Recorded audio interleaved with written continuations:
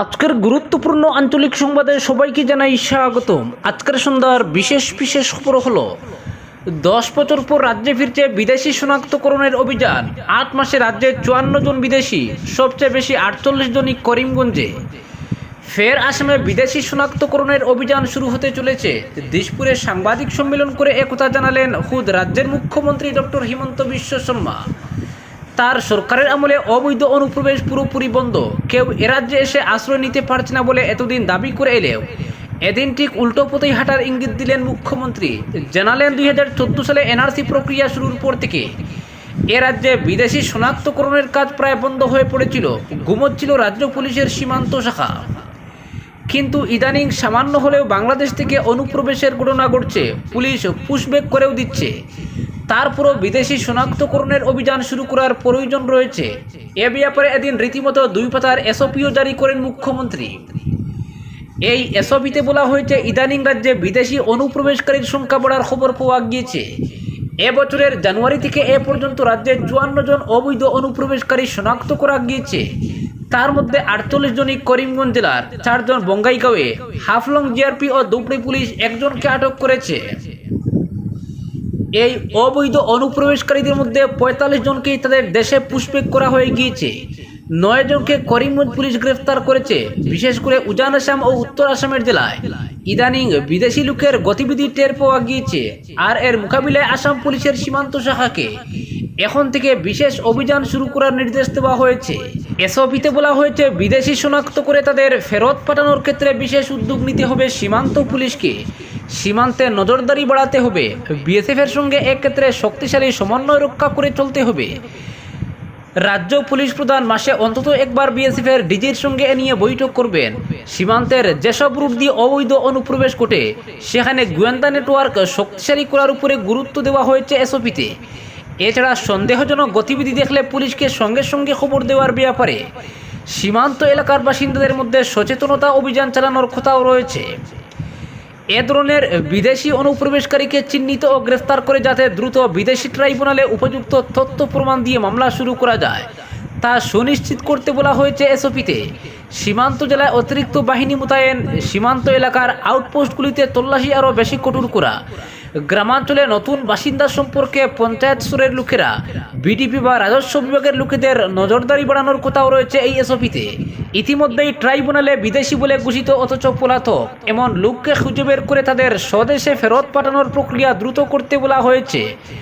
সন্দেহভাজন লোকেদের বায়োমেট্রিক সহ আধার নম্বর সংগ্রহ করা সহ তাদের কাছে যদি পাসপোর্ট, পেন বা ভোটার কার্ড পাওয়া যায় তবে এসবগুলির তথ্য নথিভুক্ত করার কথা রয়েছে এই এসওপিতে। একই সঙ্গে বলা হয়েছে, এবছরের 5 জুলাই বিদেশি শনাক্তকরণের ক্ষেত্রে রাজ্য সরকার যে নির্দেশিকা জারি করেছিল তা কঠোরভাবে মেনে চলতে হবে। উল্লেখ্য, ওই নির্দেশে বাঙালি হিন্দুদের ক্ষেত্রে নোটিশ জারি না করতে বলা হয়েছিল।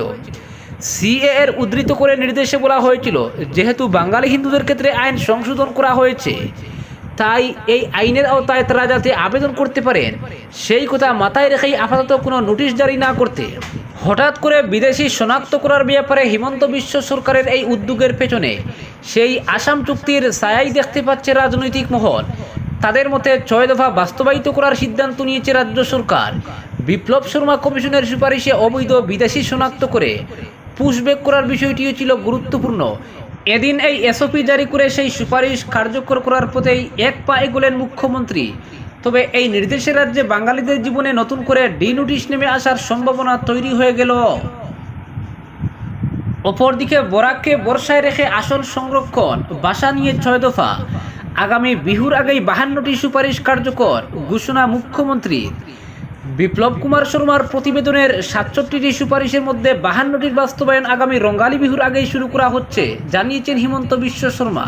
তবে মুখ্যমন্ত্রী বলেছেন, এক্ষেত্রে কিছু বিষয়ে বরাক উপত্যকা ও 6ষ্ঠ অনুসূচিত এলাকার জনগণের জনমতের প্রয়োজন হবে, নতুবা বরাক উপত্যকা ও 6ষ্ঠ অনুসূচিত এলাকাকে বাদ দিয়ে বিপ্লব শর্মা কমিটির 52টি পরামর্শ রূপায়ণের প্রয়াস চালাবে সরকার। স্কুলে অসমীয়া বিষয় বাধ্যতামূলক করার যে সুপারিশ প্রতিবেদনে রয়েছে তা নিয়েও বরাক উপত্যকার সঙ্গে আলোচনা করা হবে। এক্ষেত্রে বরাকের কোনো আপত্তি থাকলে তা অবশ্যই বিবেচনায় রেখে সরকার পদক্ষেপ ঠিক করবে। এক সাংবাদিক সম্মেলনে মুখ্যমন্ত্রী বলেছেন, বিপ্লব কুমার শর্মার প্রতিবেদনে যে 67টি সুপারিশ রয়েছে তার মধ্যে 52টি সরাসরি রাজ্য সরকারের এখতিয়ারভুক্ত এবং 5টি এমন সুপারিশ রয়েছে যেগুলো কেন্দ্র ও রাজ্য সরকার উভয়েরই এখতিয়ারভুক্ত। তার সরকার বিহুর সময় রাজ্যের এখতিয়ারভুক্ত সুপারিশগুলোর বাস্তবায়নের কাজ আপাতত শুরু করতে চলেছে জানিয়েছেন মুখ্যমন্ত্রী। একই সঙ্গে তিনি জানিয়ে রাখেন, আগামী 3 মাস তার সরকার এই বিষয়গুলো নিয়ে ছাত্র সংস্থা আশু ও অন্য সংগঠনগুলোর সঙ্গে বিস্তারিত আলোচনা করবে।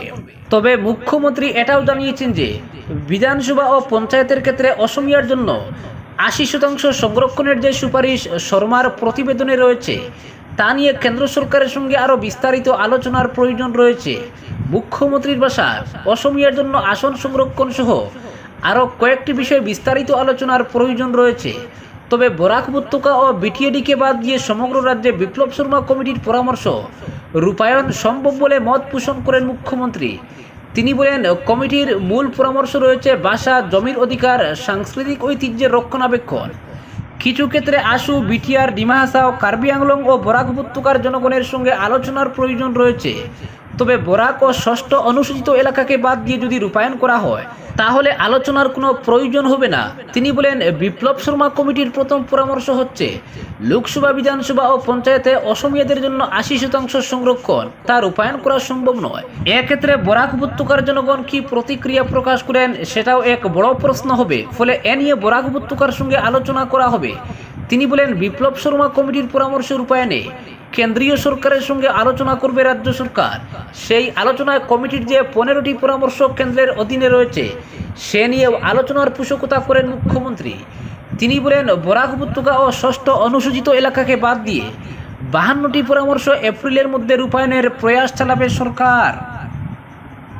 অপরদিকে বেআইনি অনলাইন ট্রেডিং কেলেঙ্কারির তদন্তে সম্পূর্ণ সঠিক দিশায় এগোচ্ছে আসাম পুলিশ। ইতিমধ্যে এই তদন্তে আয়কর ও ইডির সাহায্য চাওয়া হয়েছে।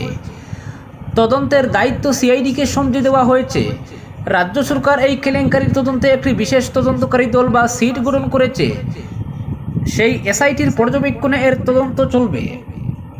যদি প্রয়োজন হয় তবে আগামীতে এই তদন্ত সিবিআইকে সমঝে দিতে সংকোচ করবে না রাজ্য সরকার। দিশপুরে রাজ্য পুলিশ প্রধান জিপি সিংকে পাশে বসিয়ে এই মন্তব্য করেছেন মুখ্যমন্ত্রী ডক্টর হিমন্ত বিশ্ব শর্মা।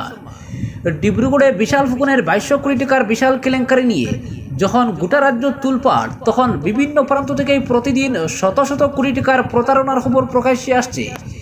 এই কেলেঙ্কারি সামাল দিতে গিয়ে জেরবার রাজ্য পুলিশ, কারণ অত্যন্ত জটিল এই আর্থিক কেলেঙ্কারির ব্যাকরণ বুঝতে গিয়ে পুলিশের বাগা বাগা কর্তার ঘাম ছুটছে। বিশাল ফুকনের প্রতারণার অন্যতম শরিক কোরিওগ্রাফার সুমি বোরা এখনও পলাতক।